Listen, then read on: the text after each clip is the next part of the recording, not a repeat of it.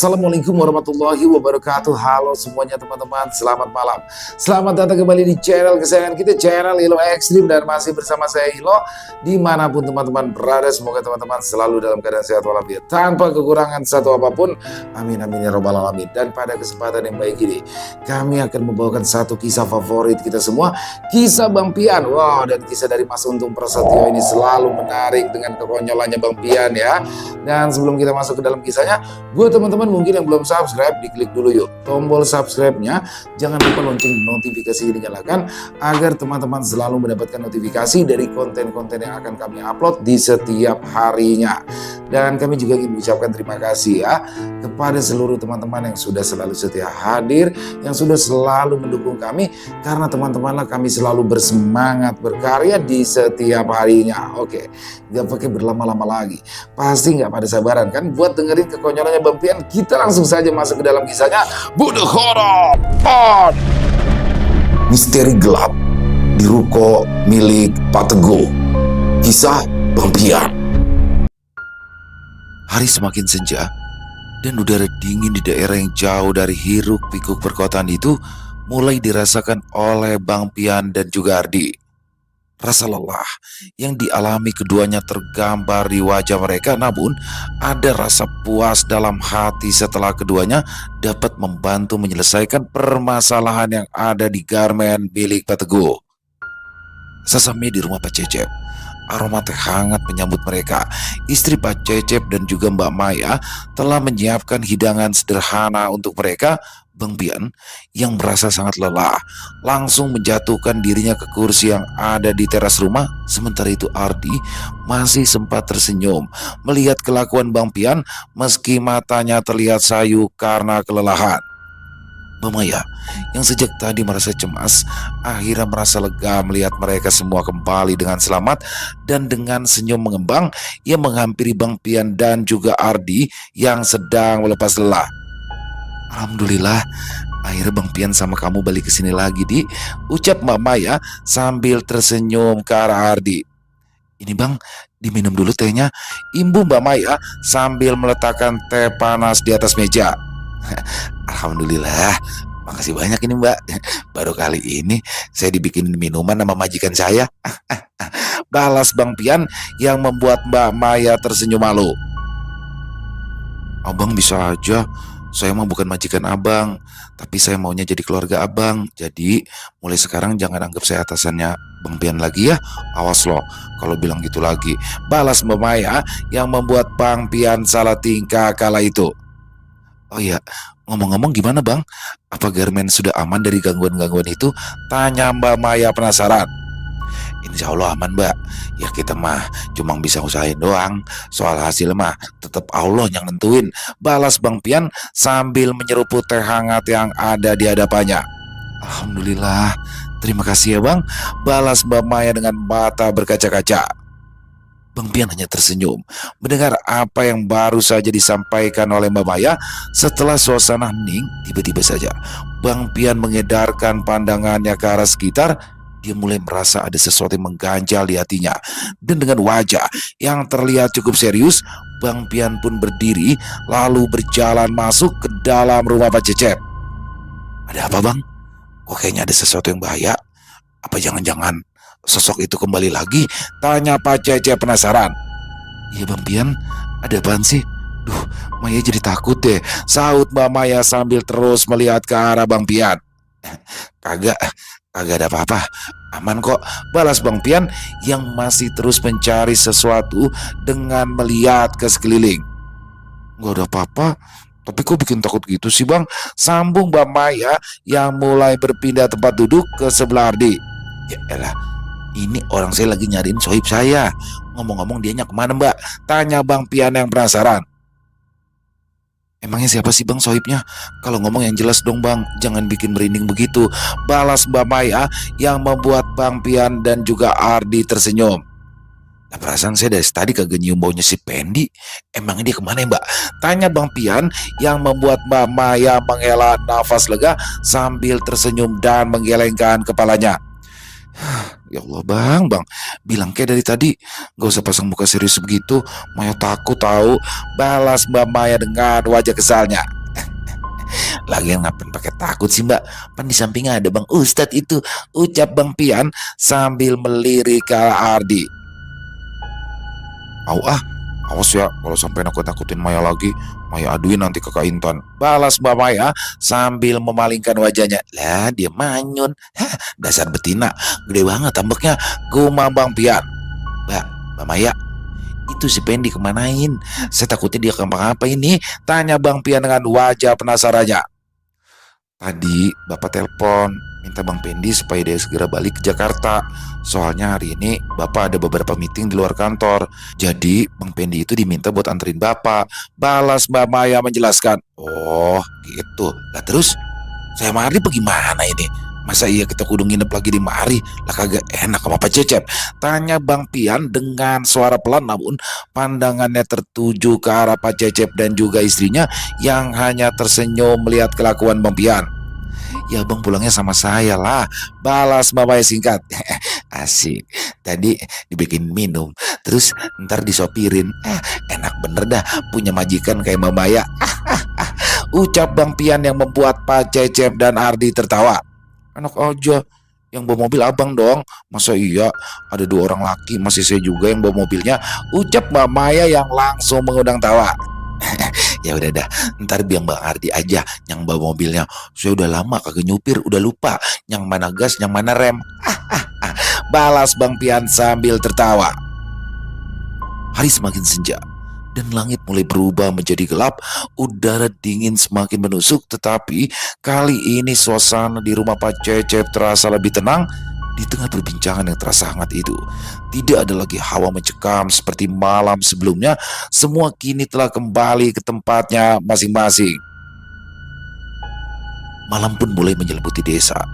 Dan setelah beristirahat, serta menjalankan ibadah sholat maghrib, Bang Pian, Ardi, dan juga Mbak Maya akhirnya berpamitan kepada Pak Cecep dan keluarganya. Walau merasa sedih dengan perpisahan itu, tapi Pak Cecep tetap mengantar mereka dan mengucapkan rasa terima kasih yang sangat tulus. Setelah berpamitan, mereka bertiga pun lalu masuk ke dalam mobil. Bang Pian mulai menghidupkan mesin mobil dan perlahan kendaraan itu melaju, meninggalkan rumah sederhana yang telah menjadi tempat perlindungan mereka semalam. Dari kaca spion, Bang Pian masih bisa melihat Pak Cecep dan keluarganya melambaikan tangan hingga akhirnya mereka menghilang di kejauhan.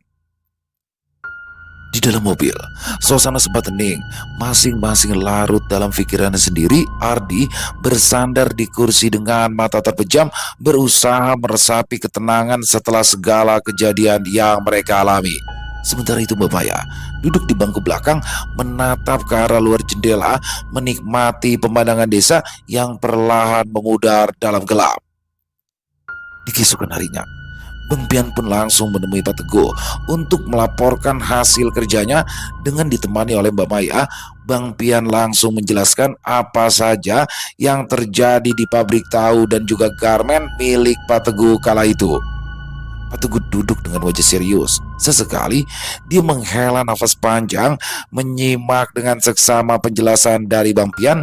Di sebelah Pak Teguh, Mbak Maya duduk sambil membuka sebuah buku catatan sambil sesekali menimpali apa yang disampaikan oleh Bang Pian. Tidak lupa, Mbak Maya juga menceritakan tentang sosok Ardi yang sudah bersedia membantu Bang Pian untuk membereskan permasalahan yang ada di sana. Wah, saya tidak menyangka jika ada anak muda sehebat itu Bang Pian, ujar Pak Teguh yang tampak kagum dengan cerita tentang sosok Ardi. Ya boleh dibilang mah si Ardin tuh guru spiritual saya Pak, biar kata umur Tuhan saya. Tapi dia yang ngajarin saya tentang hal-hal spiritual gitu. Balas Bang Pian yang membuat Pak Teguh semakin terkesima. Kalau begitu nanti tolong ya Bang Pian ajak Mas Ardi lagi ke sini, karena saya masih memiliki satu tempat yang menurut saya ya agak aneh begitu Bang. Pinta Pak Teguh yang mengundang pertanyaan dalam benak Bang Pian. Lah, emangnya tempat apanya Pak? Tanya Bang Pian penasaran. Pak Teguh terdiam sejenak sambil menatap ke arah Mbak Maya, dan setelah Mbak Maya menganggukkan kepala, tanda jika dia menyetujui sesuatu, Pak Teguh pun mulai menceritakannya. Jadi begini loh Bang, saya itu punya beberapa ruko, tapi sejak dibangun, ruko-ruko itu tidak ada yang mau menyewanya. Pernah ada 2 atau 3 orang lah ya mencoba menempati ruko itu, tapi baru beberapa minggu mereka langsung pindah dan tidak jadi melanjutkan usahanya di sana. Ujar Pak Teguh menjelaskan. Sewanya kemahalan kali Pak, makanya kagak ada yang mau buka usaha di situ. Balas Bang Pian yang membuat Pak Teguh dan Mbak Maya tersenyum. Kalau soal uang sewa, kita mah fleksibel Bang. Bahkan kita kasih free 1 bulan buat mereka. Ya semacam promo gitu deh. Tapi tetap aja pada nggak mau nerusin usaha di sana Bang, sahut Mbak Maya yang ikut menjelaskan. Waduh, kalau pertama masuk gratis ya belum ada yang mau juga, berarti emang ada yang kagak beres dong, balas Bang Pian dengan wajah yang terlihat serius. Ya maka dari itu Bang, jadinya kita kasih free-nya itu gini Bang, yang mau nempatin ruko itu harus tanda tangan surat kesepakatan. Terus ada semacam uang deposit yang harus mereka setor ke kita, dan itu kita balikin semua kok, ucap Mbak Maya menjelaskan. Udah banyak orang yang mau buka usaha di sana, tapi selalu aja gagal, dan udah hampir 3 tahun gitulah ruko-ruko itu kosong, imbu Mbak Maya lagi. Mbak Maya pun mulai menceritakan lebih detail tentang apa yang dialami oleh orang-orang yang hendak menyewa ruko 2 lantai milik Pak Teguh itu, dan berdasarkan informasi dari orang-orang yang mengalami kejadian-kejadian aneh di sana, Mbak Maya dan Pak Teguh menyimpulkan jika ada sesuatu tak kasat mata yang sering mengganggu tempat tersebut. Setelah perbincangan itu, Pak Teguh pun meminta kepada Bang Pian untuk pulang dan beristirahat terlebih dahulu sebelum dia melanjutkan tugasnya untuk melihat apa yang sebenarnya mengganggu di kompleks pertokoan milik Pak Teguh. Keesokan harinya, Bang Pian yang kembali mengajak Ardi pun mulai mendatangi ruko yang dimaksud bersama dengan Mbak Maya. Mereka pun tiba di lokasi sekitar pukul 2 siang. Bang Pian dan Ardi melangkah mantap menuju ruko yang dimaksud, sementara Mbak Maya berjalan sedikit di belakang mereka. Bangunan 2 lantai itu tampak biasa saja dari arah luar dengan cat dinding yang mulai pudar, dan pada beberapa bagian terlihat ada yang mengelupas. Begitu mereka mendekat, suasana terasa berbeda. Udara di sekitaran terasa lebih dingin. Meskipun sinar mentari masih bersinar terang, langkah mereka melambat saat memasuki salah satu ruko yang menurut Mbak Maya pernah beberapa kali ditempati orang yang hendak menyewanya. Aroma lembab segera menyergap, bercampur dengan bau dari benda-benda kecil yang sengaja ditinggalkan oleh orang yang sebelumnya hendak menyewa. Bang Pian melangkah lebih jauh, matanya menelusuri setiap sudut ruangan, sementara Ardi berjalan di sampingnya sambil terus mengedarkan pandangan ke sekitar mencari sesuatu yang mungkin dapat dijadikan petunjuk. Gimana Di? Lu udah ngerasain sesuatu belum? Tanya Bang Pian dengan wajah yang terlihat serius kala itu. Belum ada sih Bang, balas Ardi singkat sambil terus melihat ke sekelilingnya. Masa iya? Kagak ada demitnya di tempat, padahal kata orang yang mau nyewa sering ngalamin kejadian-kejadian aneh di mari, gumam Bang Pian yang kini terlihat melangkah ke arah bagian tangga. Ya namanya tempat udah lama kosong Bang, bisa jadi yang ngeganggu itu cuma makhluk-makhluk yang liwat aja, balas Ardi yang terus mengikuti langkah Bang Pian. Gue heran banget sama Pak Teguh, padahal kan dia kagak percaya sama hal-hal mistis. Tapi aneh, dia malah sering banget dapat gangguan, yang di pabrik lah, yang di garmen lah, ampe di rumahnya, ucap Bang Pian yang kini sudah berada di lantai atas. Di lantai 2, suasana terasa lebih sunyi. Ruangan itu lebih pengap, meski dari salah satu jendela besar di sana membiarkan cahaya matahari masuk.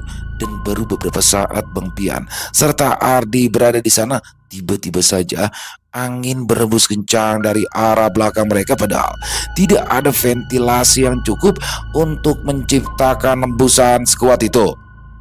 Bang, Maya, seru Ardi yang langsung bergegas berlari ke arah tangga dan langsung turun ke lantai bawah. Tanpa berkata-kata lagi, Bang Pian pun langsung mengikuti langkah Ardi. Dia juga langsung berlari ke bawah untuk memastikan keadaan Mbak Maya yang entah bagaimana seolah mereka lupakan saat itu. Astagfirullahaladzim. Waduh, bos kecil ngapa ini? Dia malah rebahan di mari, ujar Bang Pian ketika ia mendapati Mbak Maya dalam kondisi tak sadarkan diri. Dah, ini ngapa sih, Di? Kok bisa pengsan begini nih orang? Tanya Bang Pian yang mulai terlihat panik kala itu. Bang Pian segera berlutut di samping Mbak Maya yang tergeletak di lantai. Nafasnya masih ada meskipun lemah. Sementara itu, Ardi yang berdiri di samping Bang Pian terus mengamati keadaan sekitar seolah dia telah menemukan sesuatu yang menyebabkan Mbak Maya jatuh pingsan. Tanpa membuang waktu, Bang Pian mencoba membangunkan Mbak Maya dengan menepuk pipinya perlahan. Namun, tidak ada reaksi. Keringat dingin pun mulai membasahi pelipis Bang Pian yang sangat mengkhawatirkan keadaan Mbak Maya kala itu. Neng, istighfar Neng, istighfar. Jangan takut, kan ada abang di sini, ucap Bang Pian sambil terus berusaha membangunkan Mbak Maya.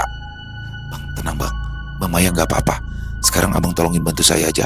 Bikinin pagar pelindung Bang, pinta Ardi dengan wajah yang terlihat tenang. Tanpa membantah apa yang telah dikatakan oleh Ardi, Bang Pian pun mulai memejamkan mata dan membaca doa perlindungan dengan khusyuk. Bibirnya bergerak cepat, mengucapkan ayat-ayat suci yang sudah lama dihafal dan sering juga digunakannya. Tidak lama setelah itu, tiba-tiba saja suara gemerisik terdengar dari bagian dalam ruko, seperti ada sesuatu yang bergerak menjauh dari tempat mereka. Aroma anyir samar tercium, disertai dengan hawa panas yang terasa menusuk kulit. Bang Pian tetap fokus. Suaranya semakin mantap hingga perlahan hawa mencekam itu mulai berkurang. Aduh, bagaimana ini, Dik? Dia belum sadar juga ini, tanya Bang Pian dengan wajah yang semakin terlihat cemas. Mau gak mau, ya kita selesaikan saat ini juga Bang. Yang penting makhluk itu udah gak bisa kemana-mana lagi. Dia masih ada di sini Bang, ujar Ardi yang terus memutar tasbih kecil di tangan kanannya. Apa jangan-jangan sukmanya Bang Maya dibawa pergi ya, Di? Tanya Bang Pian lagi. Iya Bang, cuman dia masih ada di sini. Nah, kelebihan makhluk ini, dia itu bisa nyamarin energinya Bang. Makanya dari tadi kita berdua gak ngerasain apa-apa, balas Ardi menjelaskan. Waduh, terus ini bagaimana, Di? Tumbenan gue jadi bingung mati nih, ujar Bang Pian sambil mengusap keringat di wajahnya. Abang jaga di sini aja ya, biar saya yang masuk, balas Ardi dengan wajahnya yang masih terlihat tenang. Maksud lu bagaimana sih, Di? Lu mau meraga sukma begitu? Tanya Bang Pian penasaran. Iya Bang, abang jagain ya, balas Ardi dengan mantap. Ya oke dah kalau begitu, biar gue yang jadi kiper, lu maju aja terus sana, Di, ucap Bang Pian yang membuat Ardi tersenyum. Ardi segera duduk bersila di atas lantai. Ia meletakkan tasbihnya di atas telapak tangan yang terbuka. Matanya perlahan mulai terpejam dan sambil merilekskan tubuhnya, dia mulai mengatur nafasnya. Sementara itu, Bang Pian tetap berjaga di samping Mbak Maya. Matanya terus mengawasi sekeliling dengan penuh waspada. Suasana di dalam ruko perlahan terasa lebih sunyi dari sebelumnya. Bang Pian mulai merasakan sesuatu yang berat yang datang ke arahnya. Sementara itu, aroma anyir yang sempat menghilang kini kembali menyelinap di udara, membuat bulu kuduk yang merebak. Perlahan-lahan, tubuh Ardi terlihat semakin tenang. Nafasnya menjadi lebih lambat, lalu tiba-tiba saja tubuhnya sedikit tersentak, seperti ada sesuatu yang keluar dari dirinya.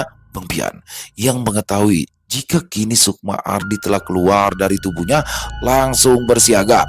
Dia pun lalu memanggil sosok Wiratungga untuk membantunya berjaga, dan dengan cepat tiba-tiba saja muncul dua bilah golok kembar yang memedarkan cahaya dan berputar mengelilingi tempat Bang Pian, Ardi dan Mbak Maya berada. Beberapa saat kemudian, di tengah suasana yang mulai mencekam itu, tiba-tiba saja Bang Pian mendengar suara orang memanggil-manggil nama Mbak Maya. Suara itu berasal dari arah luar ruko, tempat Bang Pian dan Ardi serta Mbak Maya berada. Walau sempat khawatir karena suara itu terdengar seperti suara milik dari Pak Teguh, namun Bang Pian tidak mau terkecoh. Dia tahu bahwa itu adalah ulah dari makhluk gaib yang sedang mencoba untuk mengganggu konsentrasinya dan mencari celah untuk menyerang. Tatapannya tetap tajam, mengawasi setiap sudut ruangan, berjaga-jaga kalau-kalau makhluk itu mencoba mendekat dengan cara yang lain.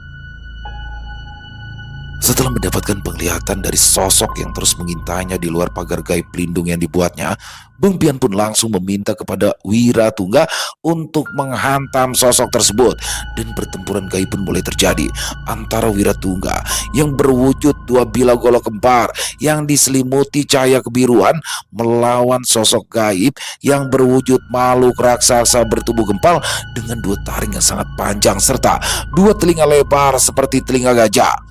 Sosok yang dihadapi Wiratungga itu terlihat bertelanjang dada dengan air liur yang membasahi tubuhnya. Matanya terlihat tampak hitam pekat seolah menggambarkan sebuah kegelapan yang tak berujung. Bang Pian yang sudah terbiasa menghadapi makhluk-makhluk gaib pun terlihat bergidik ngeri kala menyaksikan sosok makhluk gaib yang sangat menyeramkan itu. Namun Bang Pian tidak ingin konsentrasinya buyar dengan semua itu, karena tidak dapat ikut membantu sosok Wiratungga menghadapi makhluk yang digambarkannya seperti sosok buta itu. Bang Pian pun akhirnya memanggil makhluk gaib lainnya yang juga sering membantunya. Dengan sekejap, Kemamang Abang pun datang dan langsung membantu sosok Wiratungga yang tampak kewalahan menghadapi sosok buta tersebut. Sementara itu di alam lain, Ardi terus berusaha mencari jejak Maya yang samar tertinggal. Ia terus melangkah perlahan di atas jalan setapak yang semakin menanjak. Udara di sekitarnya terasa dingin dan berat seolah menghalangi setiap gerakannya. Di sebelah kiri jalan setapak itu terlihat jurang menganga yang begitu dalam dan sangat gelap, seolah tanpa dasar yang terlihat. Samar-samar suara angin terdengar seperti bisikan-bisikan yang mencoba mengganggu konsentrasinya. Jejak energi Mbak Maya masih terasa, namun semakin melemah. Ardi mempercepat langkahnya menelusuri jalan yang semakin sempit itu. Setiap pijakan terasa rapuh, seolah tanah di bawahnya bisa runtuh kapan saja. Namun dia tidak punya pilihan selain harus terus maju. Sesampainya di tempat datar yang tertutupi kabut tebal, tiba-tiba saja sosok bayangan mulai muncul. Ardi memperhatikan dengan lebih waspada karena di hatinya muncul keraguan pada sosok yang semakin jelas terlihat itu. Loh, kok kamu ada di sini juga sih, Di? Tanya Mbak Maya yang terlihat seolah tidak percaya jika Ardi juga berada di tempat itu. Namun Ardi tidak menjawab. Dia memilih diam sambil terus mendengungkan doa-doa perlindungan dalam hatinya. Kamu kesini buat tolong aku kan, Di?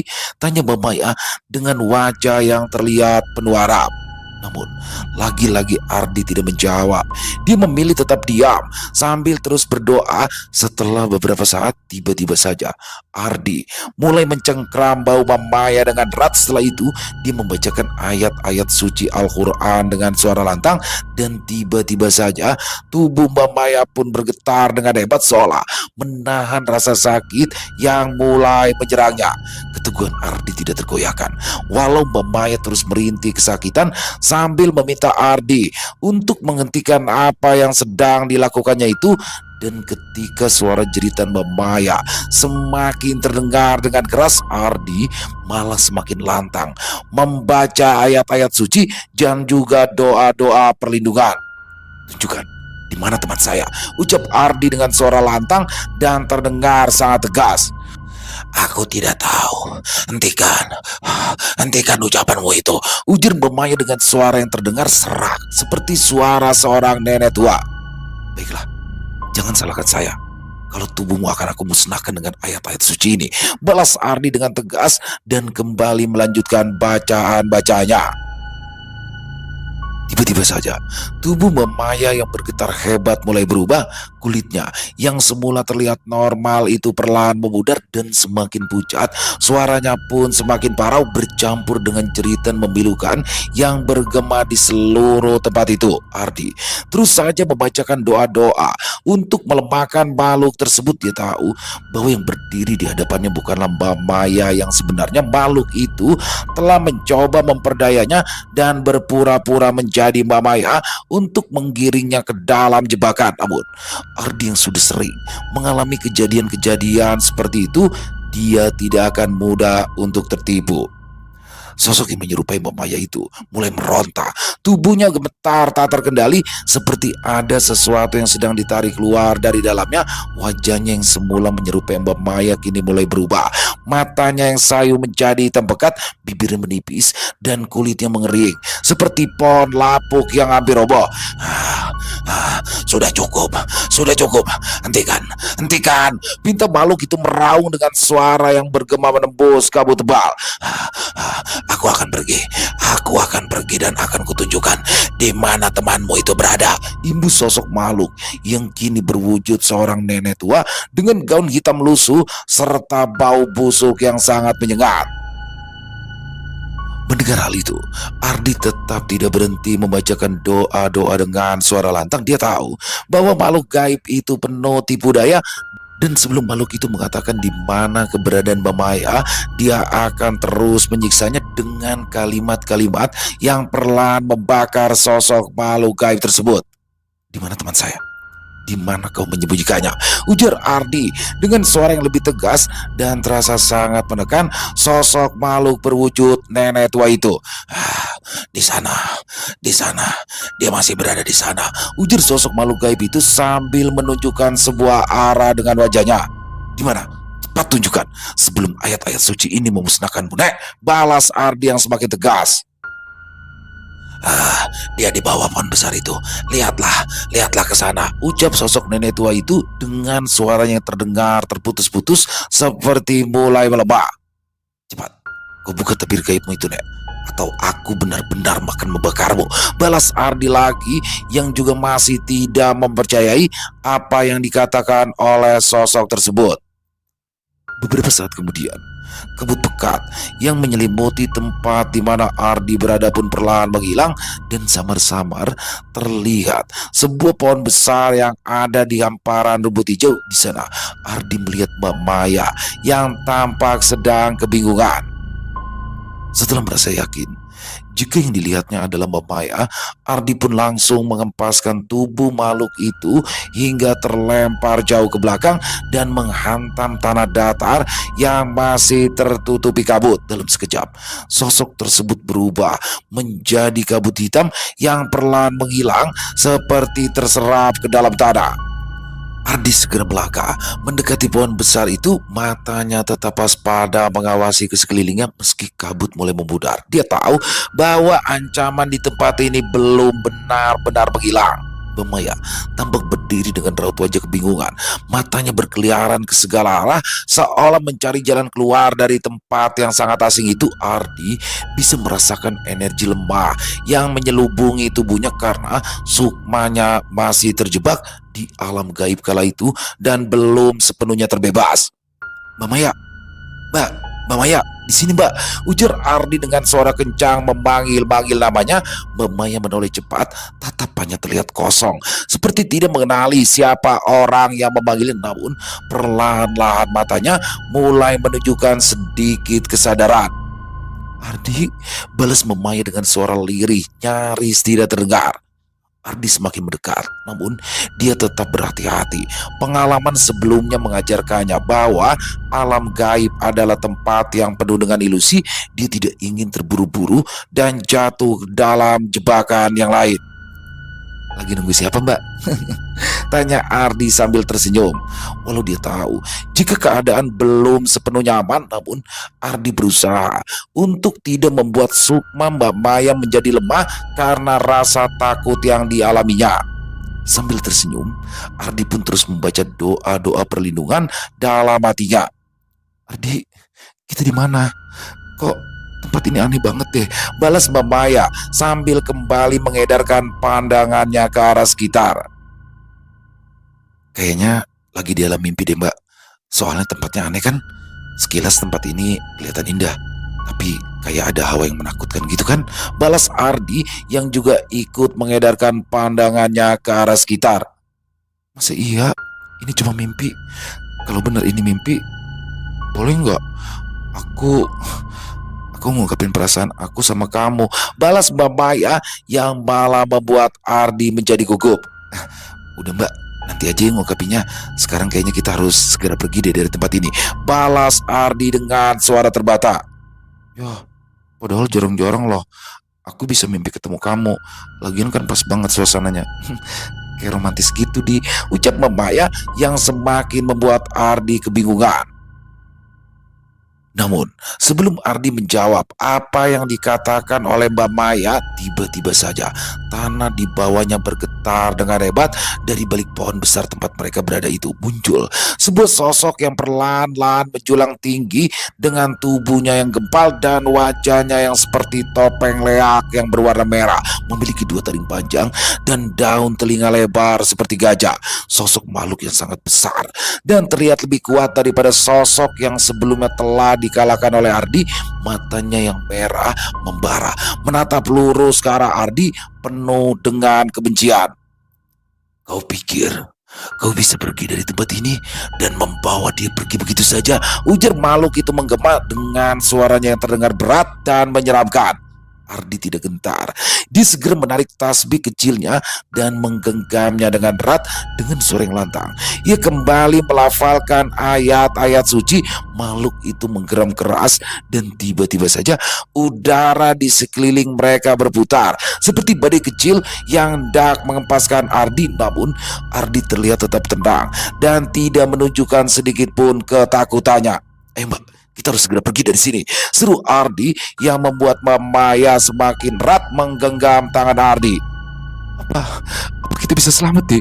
Tanya Mbak Maya dengan tubuh gemetar. Insya Allah Mbak, sekarang Mbak Maya harus terus berdoa ya, biar kita sama-sama bisa selamat, balas Ardi dengan wajah yang terus terlihat tenang. Ardi, andai aja kita nggak selamat dari tempat ini, aku cuma mau bilang Di, aku suka kamu. Dari pertama kali kita bertemu, balas Mbak Maya yang malah membuat Ardi merasa sangat terganggu. Iya Mbak, saya juga begitu. Sekarang ayo Mbak, kita pergi, ucap Ardi yang langsung menarik tangan Mbak Maya. Makhluk besar yang terlihat sangat menyeramkan itu merasa semakin marah. Sosok itu menggeram lalu mengangkat kedua lengannya yang penuh dengan energi hitam yang berputar-putar seperti pusaran api. Tanah di sekitaran mereka mulai bergemuruh seolah hendak runtuh, sementara angin bertiup semakin kencang membawa suara-suara aneh yang menggema di udara. Ardi terus menggenggam erat tangan Mbak Maya. Dia merasakan betapa dingin dan gemetarnya tangan wanita itu. Namun dengan mantap dia terus membaca ayat-ayat suci yang mulai menciptakan benteng perlindungan di sekeliling mereka. Makhluk itu melangkah maju. Setiap pijakannya menggetarkan bumi. Matanya yang merah membara menatap penuh amarah. Tapi Ardi tidak sedikit pun merasa gentar. Dia menarik tasbihnya dan melemparkannya ke tanah di depan mereka, yang seketika membuat sebuah cahaya putih terang memancar membentuk lingkaran perlindungan di sekitar mereka berdua. Cahaya itu membuat makhluk gaib tersebut mundur selangkah dan semakin menggeram kesal karena tak bisa mendekat. Sekarang kita lari lurus ke depan ya Mbak, pokoknya jangan berhenti, ujar Ardi yang melihat celah untuk pergi dari tempat tersebut. Mereka berlari secepat mungkin menerobos kabut yang masih menyelimuti tempat itu. Namun makhluk itu tidak tinggal diam. Dia mengayunkan tangannya ke arah mereka berdua hingga menciptakan semburan energi hitam yang hampir saja mengenai Ardi. Akan tetapi tepat sebelum energi itu menyentuh mereka, dari kejauhan terdengar suara lantunan doa lain yang menggema di udara. Bersamaan dengan itu, cahaya kemasan tiba-tiba saja muncul menerobos kabut dan menghantam makhluk tersebut dengan dahsyat. Ardi melirik ke arah belakang dan tersenyum. Dan dari balik kabut samar-samar terlihat sosok Bang Pian dengan dua bilah golok bercahaya yang berputar-putar di sekelilingnya. Ardi berdiri tegap, siap melindungi mereka. Tanpa ragu, Ardi menggenggam tangan Mbak Maya lebih erat dan terus berlari menuju cahaya yang mulai muncul di kejauhan. Cahaya itu adalah jalan untuk keluar dari dunia gelap itu menuju ke dunia nyata. Setelah berada di dekat cahaya terang itu, Ardi langsung mendorong tubuh Mbak Maya dengan keras. Setelah itu, dia pun kembali membacakan doa-doa perlindungan agar sosok makhluk gaib tersebut tidak ikut masuk ke dalam portal gaib yang menjadi tempat Mbak Maya. Perlahan-lahan, tubuh Mbak Maya terlihat bergerak sedikit. Kelopak matanya bergetar sebelum akhirnya terbuka. Nafasnya tersengal seperti baru saja lepas dari cengkraman sesuatu yang menakutkan. Sementara Ardi segera berjongkok di sampingnya untuk memastikan keadaannya. Mbak, Mbak Maya nggak apa-apa kan Mbak? Tanya Ardi sambil membantunya terbangun. Pusing banget Di, rasanya kayak muter-muter gitu, balas Mbak Maya menjelaskan keadaannya. Lagian ngapain sih Mbak Maya rebahan di situ? Pan itu tempatnya kotor, celetuk Bang Pian sambil tersenyum. Maya juga nggak tahu Bang, tapi yang Maya ingat tadi waktu Abang sama Ardi ke atas, tahu-tahu ada nenek-nenek masuk ke sini. Nenek itu kayak tukang minta-minta gitu, pakaiannya lusuh deh, terus di kepalanya pakai kain warna hitam. Maya pikir dia pengemis, makanya Maya langsung kasih uang ke nenek itu. Habis itu tahu-tahu Maya kayak ada tempat lain Bang, ujar Maya menjelaskan. Tadi itu Mbak Maya pingsan, mungkin karena telat makan atau kecapean aja sih, balas Ardi yang coba menyembunyikan apa yang sebenarnya terjadi. Tapi aku tadi kayak ngimpi ketemu kamu Dedi, ucap Mbak Maya sambil terus menatap Ardi dengan tatapan yang membuat Ardi tersipu. Di dalam mimpinya ada saya juga kagak Mbak? Tanya Bang Pian yang kini berada agak jauh dari tempat Mbak Maya dan Ardi berada. Gak ada sih Bang, balas Mbak Maya yang langsung meneguk air minum di botol yang diberikan oleh Ardi. Nah, tadi siapa ya yang bilang mau ngungkapin sesuatu? Kayaknya tadi saya dengar begitu dah tadi. Saut Bang Pian sambil tersenyum ke arah Ardi. Tadi itu aku mimpi apa enggak sih Di? Tanya Mbak Maya dengan wajah penasarannya. Iya Mbak, itu cuma mimpi kok Mbak. Udah ya, sekarang kita keluar dulu aja. Di sini udah mulai pengap lagi hawanya, balas Ardi dengan wajah yang terlihat memerah. Jadi kamu nggak tahu apa yang ada di dalam mimpiku tadi? Tanya Mbak Maya sambil terus memandang ke arah Ardi. Jawab aja yang jujur, ngapa Di? Ya elah, jangan mainin perasaan perempuan, cemen amat lu jadi laki, celetuk Bang Pian dari arah belakang Ardi. Gimana ya Mbak? Udah lama gak usah dipikirin lagi, yang penting hari ini semuanya aman ya, balas Ardi sambil tersipu malu. Ya elah, jangan ngeles lagi aja, dasar oon, udah gede masih takut aja sama perawan. Sikat ngapa? Gerutu Bang Pian yang terlihat kesal.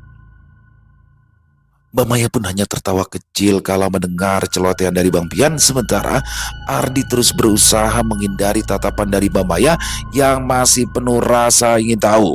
Suasana yang tadinya tegang kini perlahan mulai berubah menjadi lebih tenang, meskipun di dalam hati masing-masing mereka semua tahu kejadian barusan itu bukanlah sekedar mimpi biasa. Udah, ayo kita keluar. Kebanyakan diem di sini malah jadi gak enak lagi rasanya, ujar Ardi mencoba mengalihkan pembicaraan.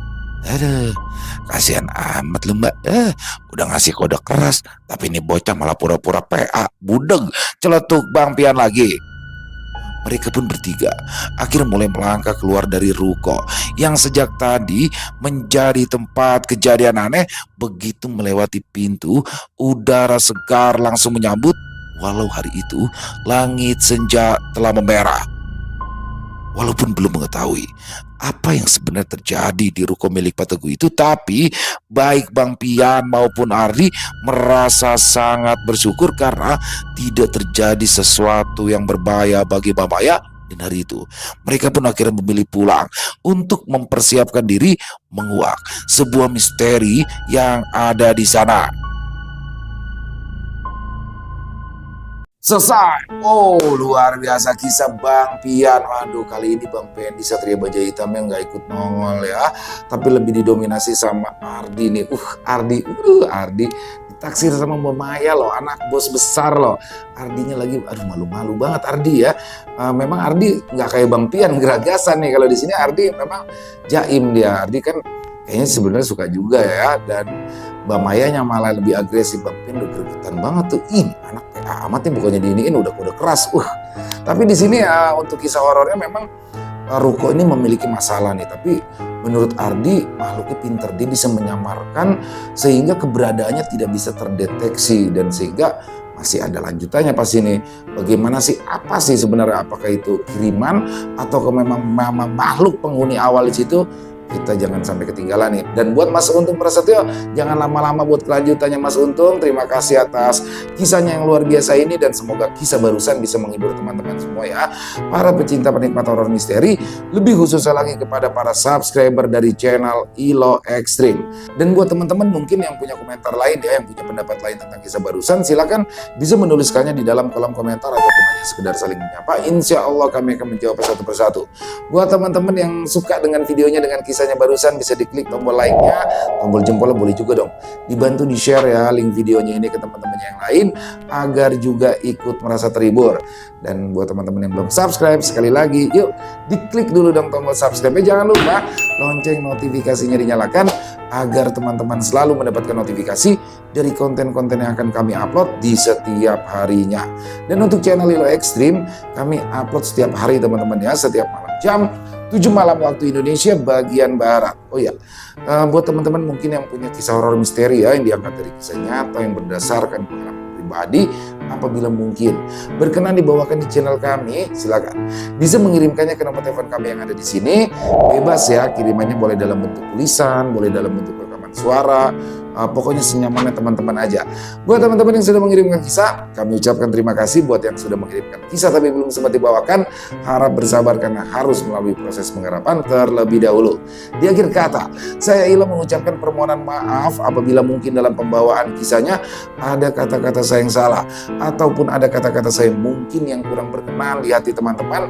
Saya mohon dibukakan pintu maaf yang seluas-luasnya, dan sampai berjumpa lagi di konten-konten kami selanjutnya yang pasti tidak kalah ngerinya, yang pasti tidak kalah seramnya.